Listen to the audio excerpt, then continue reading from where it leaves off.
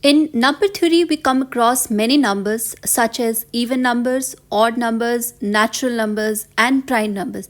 And these numbers are of huge potential because of their applications and uses in number theory and in other branches of the mathematics also. But some of the numbers are of special forms, and we call these numbers as perfect numbers, Mersenne primes, and Fermat's number, and of course there are a few more. In this video, I'll be talking about perfect numbers. And let's consider an example to understand what is perfect number. Let me to write this number 6 as the sum of its divisor excluding the number itself.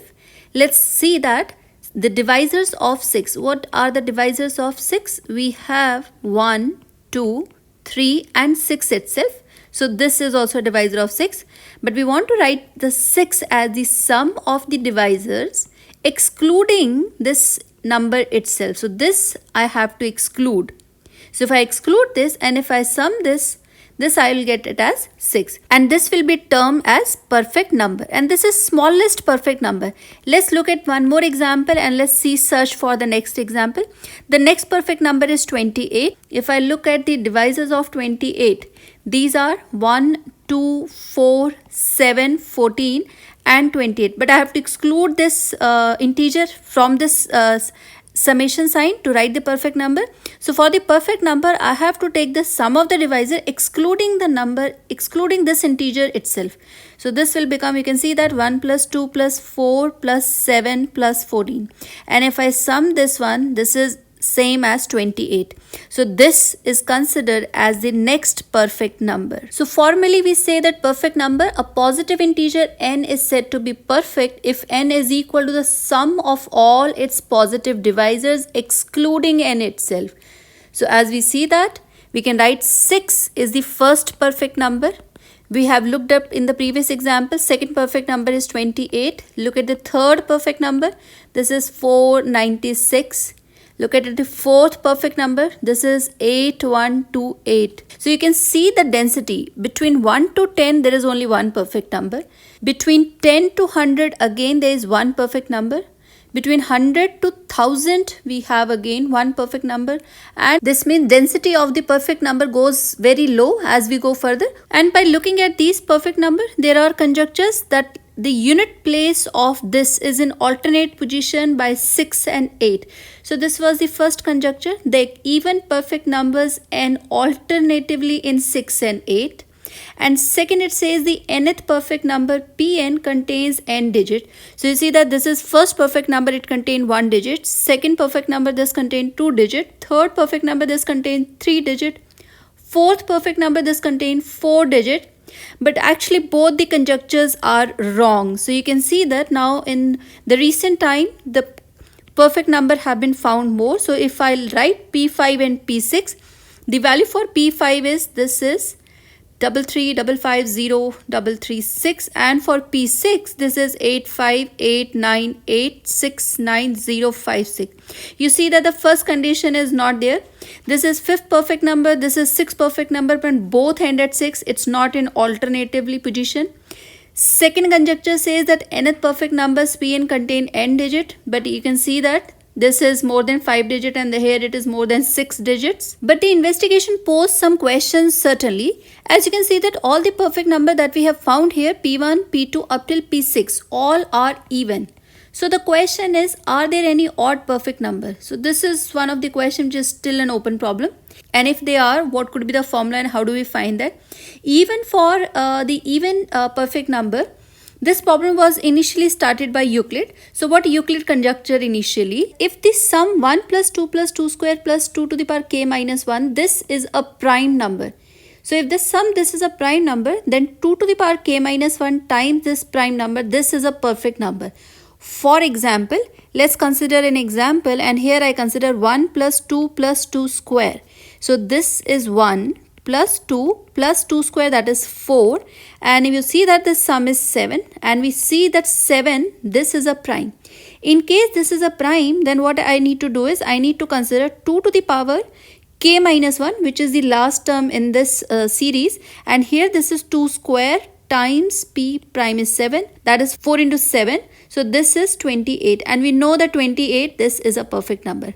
So this was the result given by Euclid, and it was kind of a partially proof, but Euler took this to full justification and he proved a theorem, and it stated that if 2 to the power k minus 1, this is prime for k strictly greater than 1, then n, which is this value 2 to the power k minus 1 multiplied by 2 to the power k minus 1, this is perfect, or I say perfect number, and every even perfect number is of this form. So what he did is that for writing this series sum, that is 1 plus 2 up till 2 to the power k minus 1, we said if this is a prime, then this last term, that is 2 to the power k minus 1 into p, this is going to be a perfect number.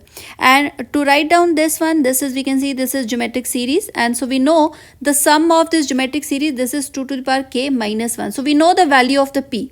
So if this is the value for p, then you can replace here, this will become 2 to the power k minus 1, and the value for p is 2 to the power k minus 1. So this was the result further proved by Euler, and he have shown that every even perfect number is of this form. So the result is still silent about odd numbers. I mean, still it's an open problem whether there are odd perfect numbers or not, and if there are, then what form will they take. And so as you can see that in the problem, result dependent on this quantity, that if 2 to the power k minus 1 is prime, then we talk about a perfect number. Then we say that this n is perfect number. So that means the question is reducing to this. How do we ensure that 2 to the power k minus 1, this is a prime number?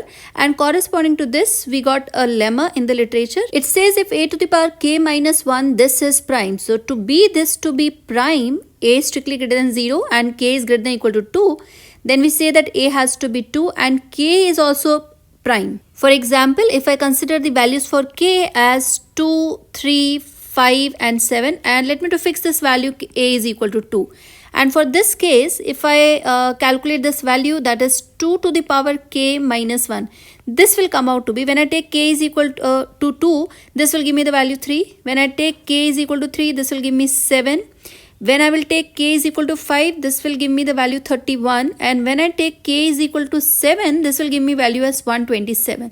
And so you can see that 2 times 2 to the power 2 minus 1, this value is 6, because you see that we want to know 2 to the power k minus 1 into 2 to the power k minus 1. This is what we wanted to know, whether this is a perfect number or not. So in this expression, if I have this power 2 here, so it should be 1 less. So this is number 6. If I look the next number, this is 2 square 2 cube minus 1, that is 28. If I take the next number, that is 2 to the power 4 to the power 5 minus 1, this is 496.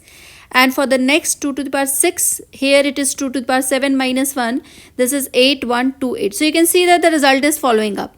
So in this video, I am not proving the theorem and the lemma, I am not giving the detailed proof, but we have just done the statement of the result to know that for the even perfect number, we have the results in the literature. And in my next video, I'll be giving the proof of this theorem as well as for this lemma. There is another interesting open problem which says that are there infinitely many primes of the type this?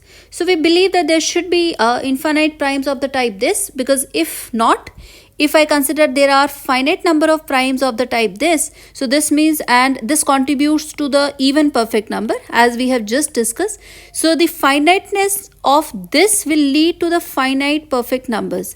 So still this is an open problem, and as we believe that there are infinite primes, so this problem is still open, how to prove that there are infinitely many primes of the type this one. Another theorem which support our first conjecture that we have discussed, we said that all the perfect number ends at 6 or 6 and 8 alternatively, but we have seen that that conjecture was not right, and P5 and P6, they were perfect number which both end digit is 6. So but now we have this theorem which says that an even perfect number n ends in the digits 6 or 8. So here this condition is or, not and not alternatively. Either the perfect number ends with the digit 6 or it ends with the digit 8, or equivalently we can say that in the modulo 10 condition, here we want to find what is the unit digit. So this should be n should be congruent to 6 or n is congruent to 8 modulo 10. A little more digging result corresponding to this theorem is any even perfect number n which is of this form